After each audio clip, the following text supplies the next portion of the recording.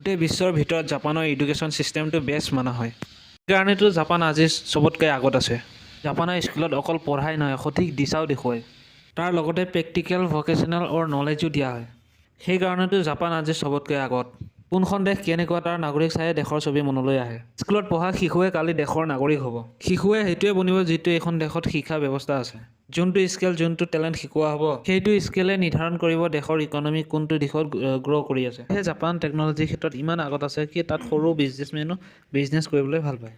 Education system এইটোৱে শিকায় যে এণ্টাৰপ্ৰিনৰ হোৱা শিকায়। সিহঁতৰ মানসিক এনেকুৱা বনোৱা হয় যে যেনে চুইটৰ ক্ষেত্ৰত পঢ়ি আছে, সম্পূৰ্ণকৈ নিপুণ হয় আৰু পাৰফেক্ট হয় যাতে। আৰু আনফালে ভাৰত আৰু অসম আছে। ইয়াত বেছিভাগ ষ্টুডেণ্টে নাজানে ছায়েন্সৰ কোনটো ফিল্ডত যাব, কোনটো বস্তুৰ ক্ষেত্ৰত স্পেচিয়েলাইজেশ্যন পাব। নহয় খালি কাৰোবাৰ আণ্ডাৰত চাকৰি লাগে। কি ডিফাৰেঞ্চ আছে ভাৰতৰ এডুকেশ্যন ছিষ্টেম আৰু জাপানৰ এডুকেশ্যন ছিষ্টেমৰ ওপৰত? জাপান এণ্টাৰপ্ৰিনৰ্ছ বনাই আছে আৰু নিজে নিজৰ বিজনেছ বঢ়াবৰ কাৰণে শিশুসকলক শিক্ষা দি আছে।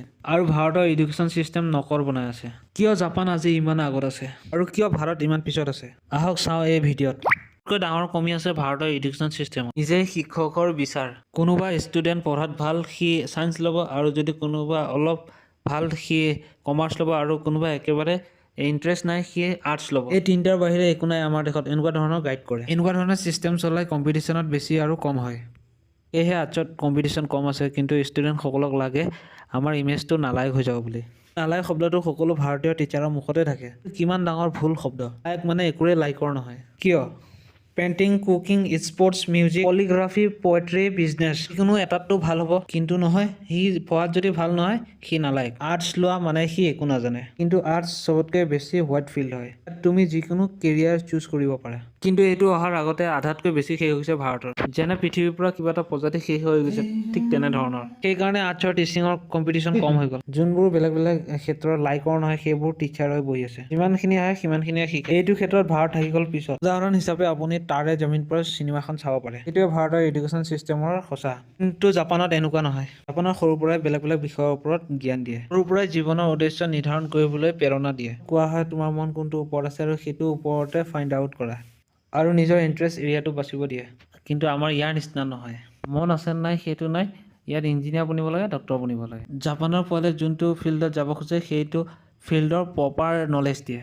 কিতাপৰে নলেজ নহয়, প্ৰেক্টিকেল নলেজো দিয়ে। পাৰ্চনেল নলেজ, ভোকেল নলেজ, সেইটোৱেদি আজীৱন জীৱিকা চলাব পাৰে। বন্ধুসকল, জাপানৰ স্কুলত কোনো ধৰণৰ চাফ চিকুণ কৰা কৰ্মচাৰী নাথাকে। তাত ষ্টুডেণ্টৰ দ্বাৰাই ক্লাছৰ পৰা লৈ টয়লেটৰলৈকে চাফ চিকুণ কৰে। ইয়াৰ দ্বাৰা ষ্টুডেণ্টবোৰক বায়ুমণ্ডল আৰু আশে পাশে চাফা ৰখাত অভ্যাস হয়। ডিচিপ্লিনড, অৰ্গেনাইজ আৰু কাম কৰাৰ অভ্যাস হয়। সিহঁতৰ অনুভৱ হয় লেতেৰা কৰিব নালাগে বুলি। কৰ্মচাৰীও ৰাখিব নালাগে। আৰু আমাৰ ইয়াত চাফ চিকুণ কৰা কৰ্মচাৰীবোৰক হেড দৃষ্টিৰে চোৱা হয়। আৰু যদি সিহঁতে নাথাকে আমি একো কামেই কৰিব নোৱাৰিম। আৰু এইবোৰ শিক্ষা সিহঁতৰ তাত বহুত সৰুৰ পৰাই দিয়ে। কাম নিজে কৰিবলৈ আৰু স্বাৱলম্বী হ'বলৈ শিকায়। এইবোৰ চব বস্তুৱে হয়, সিহঁতৰ কিন্তু এনেধৰণৰ ফিলিং হয়। আমাৰ ইয়াত ঝাৰু মৰা কৰ্মচাৰীকে হেড দৃষ্টিৰে চোৱা হয়। তাত তেনেকুৱা নহয়, অকুপেশ্যন যিয়ে হওক তাক সমান দৃষ্টিৰে চোৱা হয়। এইবোৰ আদতো স্কুলৰ শিক্ষাৰ পৰাই দিব পৰা যায়। আৰু জাপানত দিয়া হয়।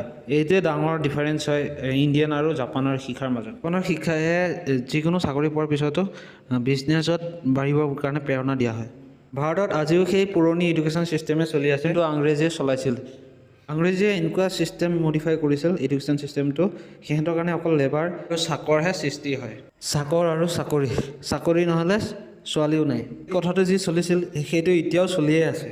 কিন্তু চাকৰ হোৱাটো আমাৰ এইখন দেশৰ কাৰণে বহুত ডাঙৰ কথা। এইটো বহুত ডাঙৰ ভুল কথা। এইটো আপোনালোকে কেতিয়াও চিন্তা কৰা নাই। ইয়াৰ পৰা বহুত ব্যক্তি আছে নিজৰ কাৰোবাৰ স্থাপন কৰিব পাৰে, চলাব পৰা কেপাবিলিটি আছে আৰু 10জনক ৰোজগাৰো দিব পাৰে। সক্ষম আৰু কেপাবিলিটি আছে, কিন্তু কেতিয়াও এক্সপ্ল'ৰেই নকৰে আমাৰ এডুকেশ্যন ছিষ্টেমে। আমাৰ এডুকেশ্যন ছিষ্টেম হাত দাঙি পেলাই থিয় হৈ আছে। IAS বনিব লাগে, APSC বনিব লাগে, ডক্টৰ ইঞ্জিনিয়াৰ বনিব লাগে, PS বনিব লাগে, বোলে থিয় হৈ আছে। মানুহে বুজিয়ে নাপায় যে ইয়াৰ সলনি আৰু বেলেগো অপশ্যন আছে। এইটো বহুত ভুল। ইংৰাজে যি পলিটিক্স খেলিছে এইটো বহুত ডাঙৰ লোকচান আমাৰ ভাৰতৰ এডুকেশ্যন ছিষ্টেমত পৰিছে। আৰু টিচাৰৰ প্ৰাইমাৰী মানসিকতাত হৈছে। চাকৰ বনাৰ বহুত ডাঙৰ উপাধি দিয়া হৈছে এই ভাৰতীয় শিক্ষা ব্যৱস্থাত।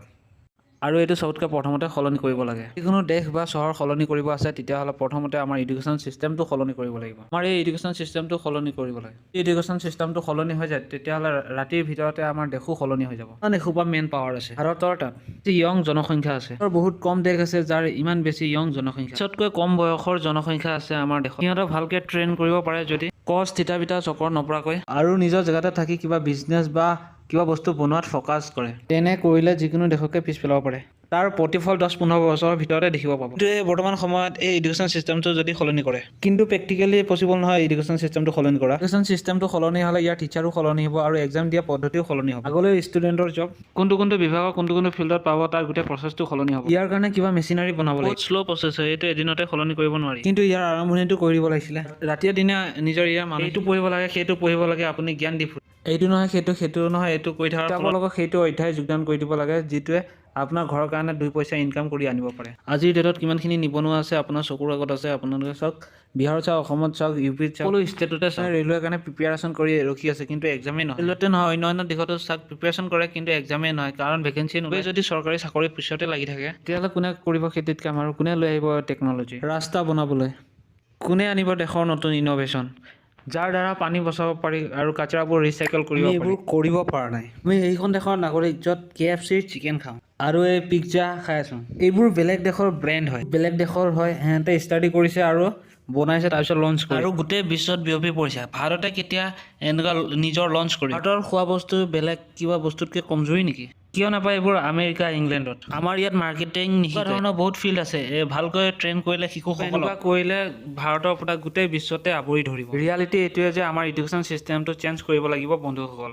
যদি আজি আমি এইটো কৰিব নোৱাৰোঁ, তেতিয়াহ'লে মানি লোৱা আংগ্ৰেজী গোলামেই থাকিম, এনেকাই চলি থাকিম। এই চিলেবাৰী আৰু চাকৰি ইয়াৰ পৰা আজাদ হোৱাৰ জৰুৰী। পেৰেণ্টছে সঠিক দিশ দেখুওৱা শিশুসকলক। জাপানৰ স্কুলত 95% এটেণ্ডেঞ্চ জৰুৰী হয় আৰু তাত যিটো পঢ়োৱা হয় তাত 2 টকা কামানি কৰিবলৈ শিকায়। ভাৰতৰ কথা ক'লে জৰুৰী এটেণ্ডেঞ্চ 75% থাকে। আৰু আনফালে ভাৰতৰ কথা ক'বলৈ হ'লে ইয়াত মুখস্থ কৰা আৰু এক্সামত লিখি দিয়া, এক্সামৰ পৰা সঠিক নম্বৰ লৈ টপাৰ হৈ যোৱা। কিন্তু জাপানত এনেকুৱা নহয়, তাত ৱৰ্কশ্বপ এটেণ্ড কৰা জৰুৰী হয়। তাত প্ৰাইমাৰী স্কুলৰ পৰা ৱৰ্কশ্বপ এটেণ্ড কৰা, বস্তু বনোৱা হয় আৰু বস্তুবোৰ ক্ৰিয়েট কৰোৱা হয় আৰু সিহঁতক প্ৰেক্টিকেল নলেজ দিয়া, তাৰ পিছতহে সিহঁতৰ ষ্টুডেণ্ট পৰিপূৰ্ণ হয়। কিন্তু ভাৰতত এনেকুৱা নহয় আৰু এই ভাৰতৰ এডুকেশ্যন চিষ্টেমটো সলনি কৰা জৰুৰী হয়। এইটো আপোনালোকৰ সহায়ৰ দ্বাৰাই হ'ব।